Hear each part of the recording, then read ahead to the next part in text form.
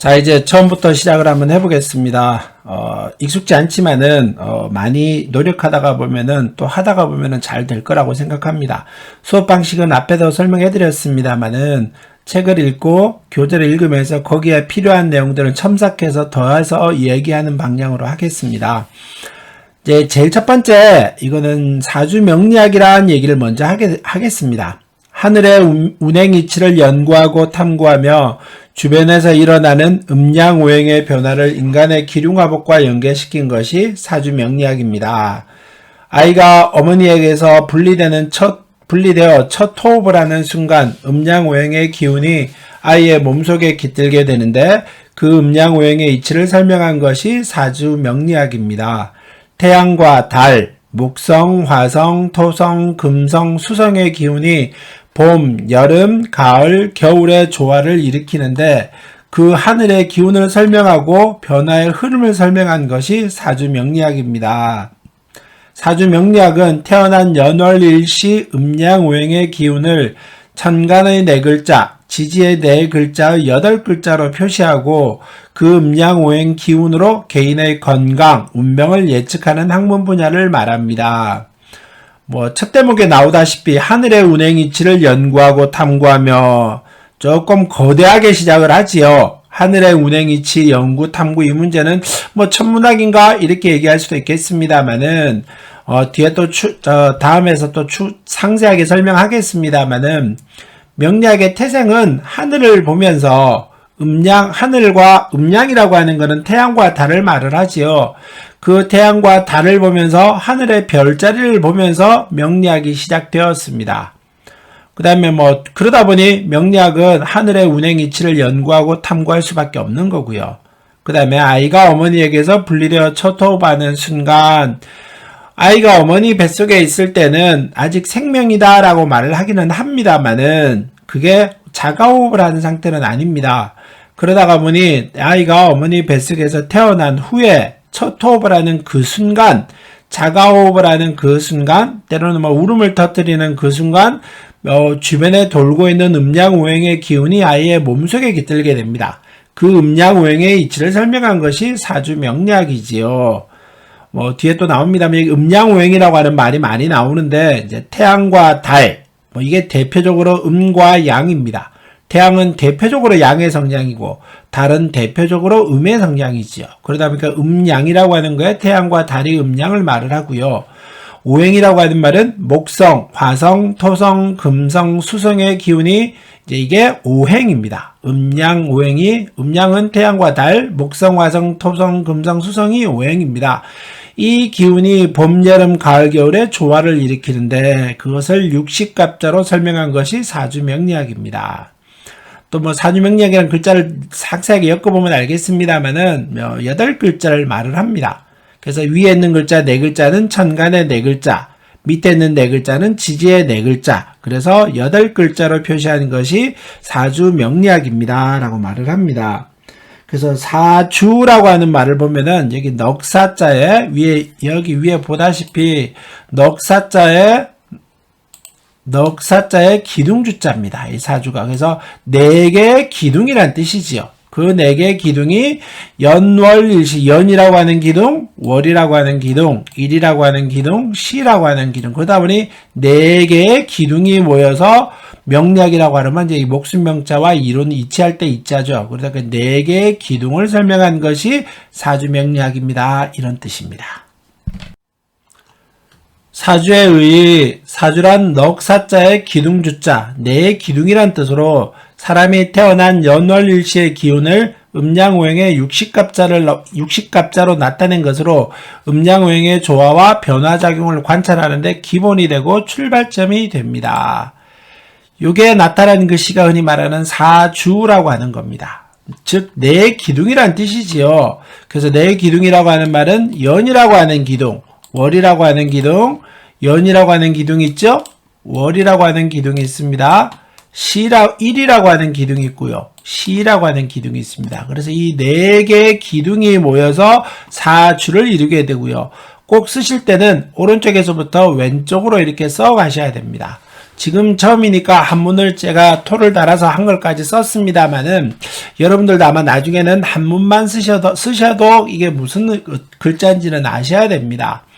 또 꼭 그러니까 오른쪽에 쓴 거는 제일 오른쪽은 연이고, 두 번째는 월이고, 세 번째는 일이고, 네 번째는 시다라고 하는 것들도 하나의 약속이니까 꼭 그렇게 기억하시기 바라겠습니다. 두 번째 줄, 음양오행이 균형과 조화를 이루고 있다면 총명하고 인품을 갖춘 유능한 사람으로 큰 일을 할 수 있으나, 오행이 편중되어 있다면 여러 가지 기운이 인생의 행로마다 일어나게 된다. 음양이라고 하는 말은 태양과 달입니다. 오행은 목화 토금수를 말을 하지요. 균형과 조화를 이루고 있다면 이 의미는 음양이라고 하는 것이 균형과 조화는 사주에 너무 뜨거운 기운만 있어도, 때로는 너무 차가운 기운만 있어도 조화와 균형을 이룰 수는 없지요. 너무 뜨거워도 사막에 꽃이 잘 안 피고 열매가 안 맺는 것처럼, 너무 추운 극지방도 곡식이 잘 자라거나 이렇게 만물이 성장하지 못하는 것들처럼 균형을 이루지 못하고 있다면 여러 가지 상황들이 변화가 생깁니다. 또 오행이라고 하는 것들도 균형과 조화를 이루고 있다면 필요할 때 나무의 기운이 필요하면 나무의 기운을 갖다 쓸 수 있고, 불의 기운이 필요하면 불의 기운을 갖다 쓰거나, 때로는 금과 수의 기운이 필요하면 갖다 쓸 수 있어야 되는데, 이게 한쪽으로 편중되어 있다면 좋을 때는 엄청 좋겠지만은 나쁠 때는 훅 떨어지게 되는 겁니다. 그러니까 차곡차곡 한 걸음 한 걸음 성장해서 좋아지는 게 아니고, 좋아질 때는 엘리베이터 타고 휙 올라갔다가 떨어질 때는 엘리베이터 타고 훅 내려오게 되는 겁니다. 그러니까 오행이 편중되어 있다고 해서 좋다라고 말하지도 않고 나쁘다라고 말하지도 않습니다. 그게 어떻게 인생의 행로에 일어날 수 있는 변화가 작용을 잘 조화 조절할 수 있는가가 중요하지요. 사람이 달나라에 다녀오고 상상도 할 수 없는 먼 거리의 우주를 살필 수 있는 시대에 사주를 볼 필요가 있다, 때로는 없다에 대해 말들이 많습니다. 0과 100을 구하는 것이라면 필요가 없을 것입니다. 하지만 0과 100으로 나눌 수 있는 것이 주변에 얼마나 있을까요? 완벽하게 0이고 완벽하게 100은 없습니다. 그렇기 때문에 그 1과 99 사이에 있는 것 뿐이지 누가 0과 100을 자신 있게 얘기하겠습니까? 그러니까 여러분들도 아무리 달나라에 다녀온다고 하지만은 이 0과 100을 자신 있게 말할 수 없기 때문에 사주는 그 사이에 통칭해서 있는 확률 중에 하나일 뿐입니다. 그 다음에 네 번째 줄, 사주를 보는 이유는 어둡고 답답하고 혼란한 상황 속에서 조언을 얻고 참고를 할 수 있는 말을 들을 수 있다면 그것으로 만족해야 합니다. 쉽게 말하면 맹신이 아니란 뜻입니다. 완벽하게 믿을 것도 없고 완벽하게 무시할 것도 아니란 뜻입니다. 그래서 내가 이러저러한 의문이 생겼었는데, 궁금한 점이 생기고 판단해야 될 일이 생겼는데, 거기에 대해서 답답하고 혼란스럽고 어떻게 해야 될지 모를 때 누구한테 물어보러 가게 됩니다. 그러다 보니까 그 물어보는 얘기를 듣고 조언을 듣고 참고를 하는 거지요. 그러니까 그 얘기를 듣고 완벽하게 따라할 필요도 없고 그 얘기를 무시하시는 것도 옳지 않습니다. 역학자라고 하더라도 사주를 안다고 사주를 보았다고 해도 비가 오는 것은 막을 수는 없습니다. 다만 비가 내리고 황사가 오는 것을 짐작하고 우산을 준비하거나 마스크를 준비하라는 조언은 얻을 수 있습니다. 비 오고 황사가 심하고 눈이 내린다고 하여도 모든 사람들이 대비하지 않고 모든 사람들이 무시하지 않습니다. 역학을 한다고 때로는 자기 사주를 잘 안다고 해서 내가 그대로 행할 수는 없습니다. 나만 유일하게 혼자 이렇게 이러저러한 결정을 내리는 것도 있긴 하겠습니다만은 주변을 살펴야 되지요. 대표적으로 아이가 학교 따라서 강남에서 강북으로 가야 되거나 부산으로 가야 되거나 때로는 광주로 가야 되거나 이러저러한 상황들이 생기는데, 나는 이렇다고 해서 그쪽으로 가면 안 된다라고 말을 하지만은 그게 말처럼 혼자 그렇게 되기는 쉽지 않습니다. 그러니까 나는 비가 오니까 우산을 준비하는 게 좋습니다라고 말을 하지만은 우산이 없는데 어떻게 하겠습니까? 때로는 황사가 옵니다라고 말을 하지만은 마스크를 안 가져오는 경우도 있습니다. 그러니까 그런 얘기를 들었는데 내가 그 상황에서 어떻게 대비를 할 수 있는가가 중요하지요. 그렇기 때문에 그런 얘기를 듣고 준비가 안 됐으면은 내가 어떤 상황이 왔었을 때 참 그때 그런 얘기를 들었었지라고 하는 것을 잊어버리시지는 마십시오. 그래서 모든 사람이 이러저러한 얘기를 다 듣기는 합니다만은 그 얘기를 듣고 그대로 행하는 사람들은 많지 않습니다. 그러니까 모든 것이 모두 가진 복이 다를 뿐입니다. 라고 하는 말이 그 말이지요. 그래서 들었다고 해서 완벽하게 되지도 않고 안 들었다고 해서 무시했다고 해서 완벽하게 그렇게 되지도 않습니다. 그러니까 내가 참고를 해서 듣고 결정을 내릴 때 결정을 내릴 때 여러분이 참고를 해서 듣고 거기에 대해서 운명과 사주, 운명이란 운수와 명수인데 명리학에서 운명의 의미는 어떠할까? 출생 때 정해진 사주가 세월이 흘러감에 따라 변화하는 시간을 만나게 되는데 그 시간과 어떠한 조화를 이루며 기륭화복이 어떻게 이루어지는가를 예견하는 것이 명리학입니다. 자신의 그릇에 해당하는 사주를 명이라고 하고 그 다음에 주변 환경의 변화와 활동 상태를 운이라고 합니다. 우리가 흔히 말하는 사주를 명이라고 하고요. 활동 상태를 운이다라고 말을 합니다. 그러니까 뭐 사주는 사주고 운은 어떤 길을 걸어갈 때 때로는 내가 인생이라고 하는 나이대별로 맞닥뜨려야 되는 환경들을 말을 하게 되고요. 그 환경들에서 내가 결정을 해야 되는 어떤 상황들의 변화를 운이다라고 표현을 합니다. 실패하려고 삶을 사는 사람도 없고 잘못되려고 일을 하는 사람도 없습니다. 그런데 왜 성패가 나누어질까요? 각자의 능력이 다르고 변화하는 운에서의 대응 방향과 행동 양식이 다르기 때문입니다. 그래서 운과 명을 따로 얘기할 수는 없습니다.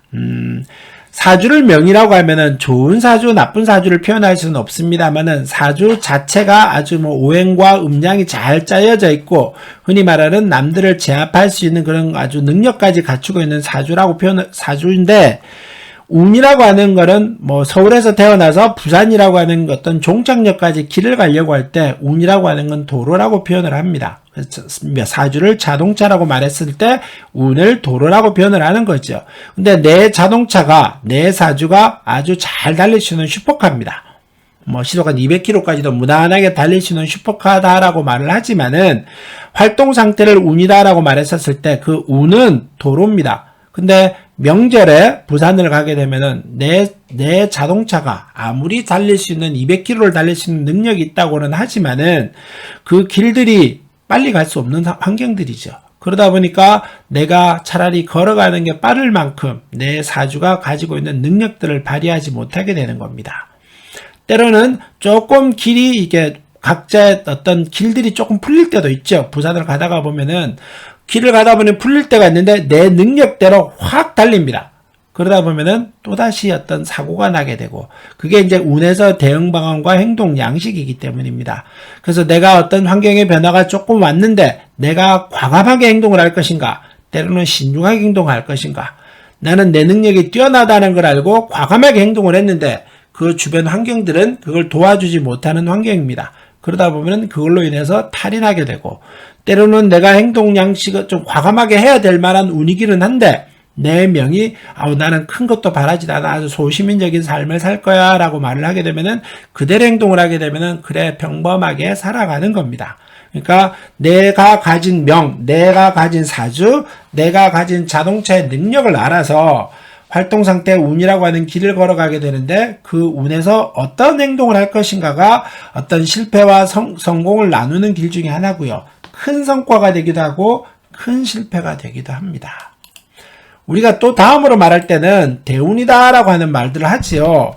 그래서 대운이다라고 하는 말은 이런 말 쉽게 듣습니다. 큰 운이다라고 하는 뜻입니다. 큰 운이라고 하는 말은 어떤 의미일까요? 여기에 좋다 나쁘다 의미는 없습니다. 말 그대로 한문으로 따지면 큰 대자에 돌아올 운입니다. 크게 돌아온다는 의미지 여기에 좋다 나쁘다의 의미는 없습니다. 근데 우리는 흔히 말하는 듣기로서는 대운이 들었단다, 대운이 왔단다 이런 말들을 많이 하지요. 근데 대운이라고 하는 것 자체에는 좋다 나쁘다 의미는 없습니다. 큰 운이라는 뜻입니다. 우리가 그냥 상식적으로 크고 아름답고 예쁘고 이런 것들은 전부 다 좋아 보입니다. 그러다 보니까 대운이라고 하는 말을 좋다라는 의미와 같이 동일치하게 생각을 하는데 대운이다라고 하는 말은 결코 좋은 말도 나쁜 말도 아닙니다.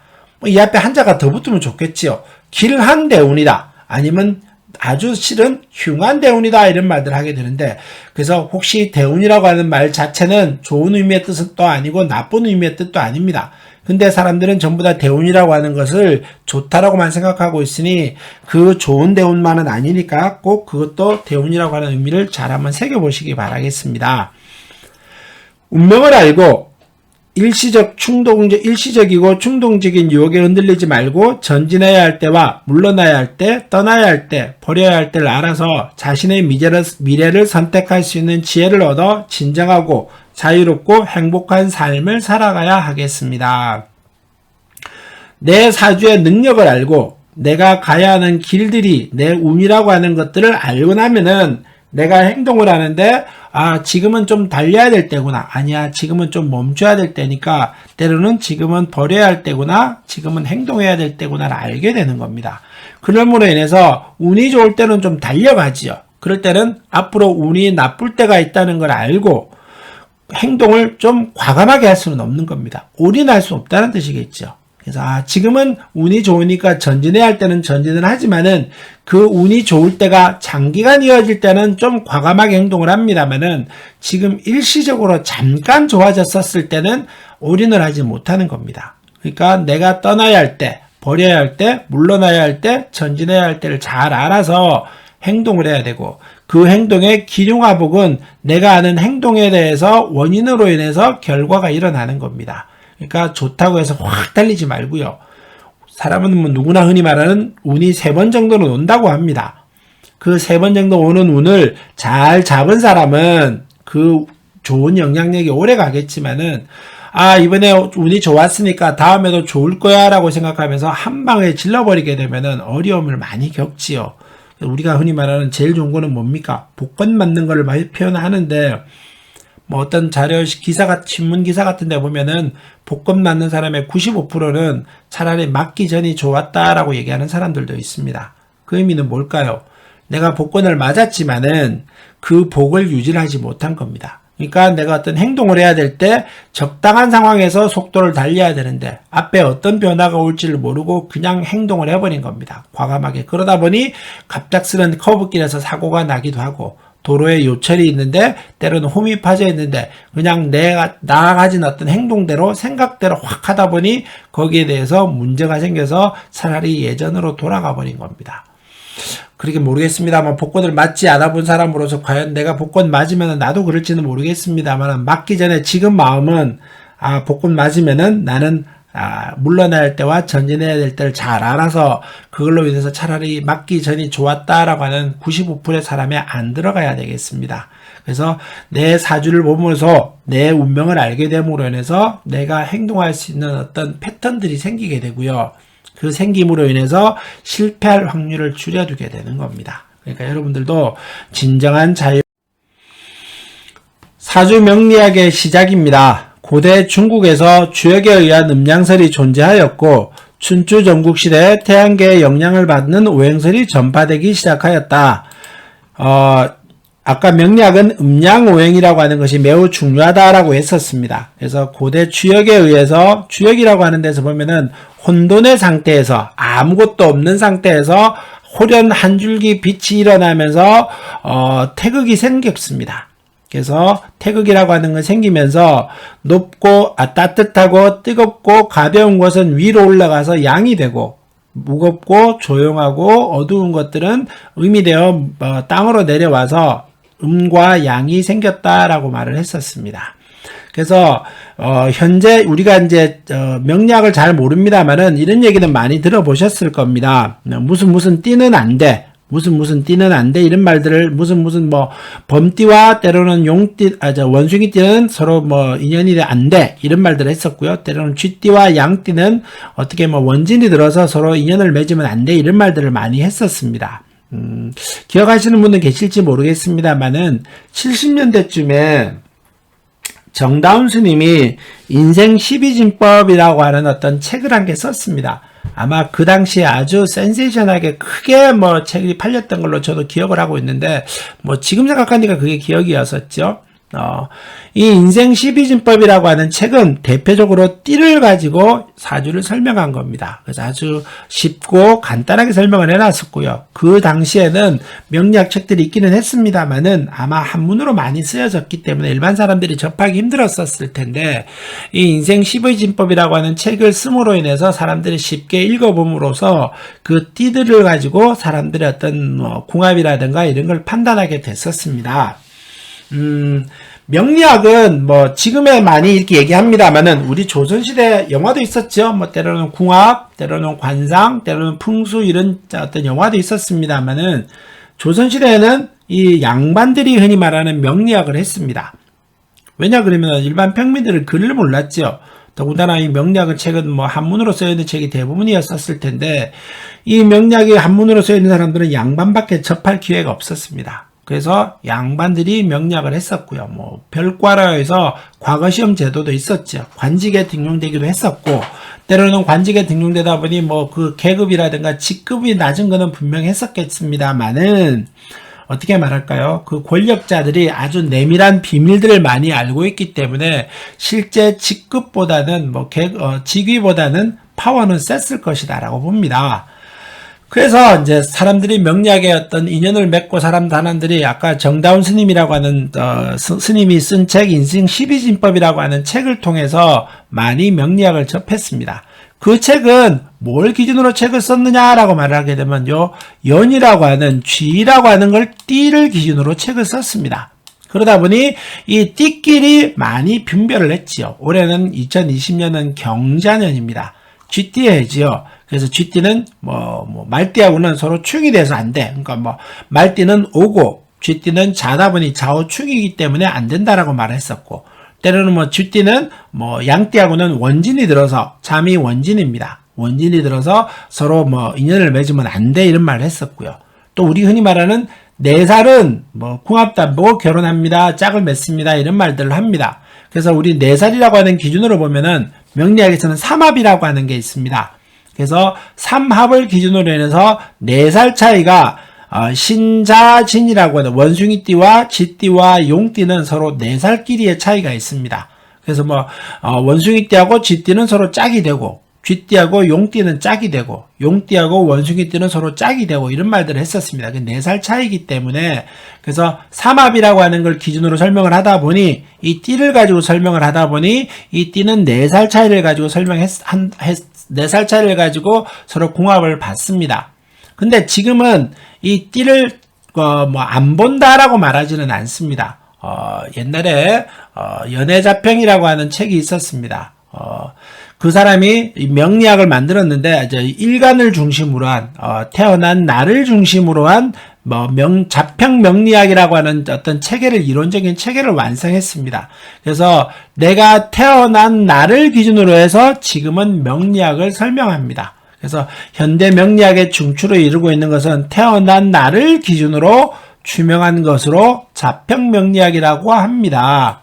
그래서 이 태어난 날, 예를 들면 올해 2020년 경진월 경인시에 경인일에 태어난 이 사람은 이렇게 말을 하지요. 그래서 태어난 날 경인일에 태어난 사람을 자기 자신으로 보고 이 경인 태어난 날을 가지고 나머지 7개의 사주와 나머지 7개의 글자와 서로 대비해서 설명하고, 그러다 보니까 그 대비해서 설명한 내용들이 인간의 기륭화복을 설명하는 겁니다. 그러니까 띠보다는 1년에 요즘은 좀 적습니다만 30만 명 전후로 태어난다고, 요즘 덜 태어나나요? 그래서 태어난다고 하지만은, 그래서 띠보다는 태어난 날을 기준으로 해서 사주를 설명합니다. 그래서 내가 어떤 날 태어났느냐에 따라서 크게 기륭화복이 달라집니다. 좋다 나쁘다는 날은 없습니다. 그 어떤 날에 태어났는데 주변의 음양과 오행이 조화를 잘 이루고 있으면은 아주 귀하게 편안하게 삶을 살아갈 것이고, 어떤 날에 태어났는데 주변의 음양과 오행이 조화를 잘 이루지 못하다가 보면은 힘들게 살아가는 겁니다. 그러니까 내가 어떤 날에 태어났느냐가 가장 중요하니까 그 태어난 날이 내 인생의 어떤 시작점이고 기준점이 됩니다라고 하는 것이기 때문에 태어난 날도 자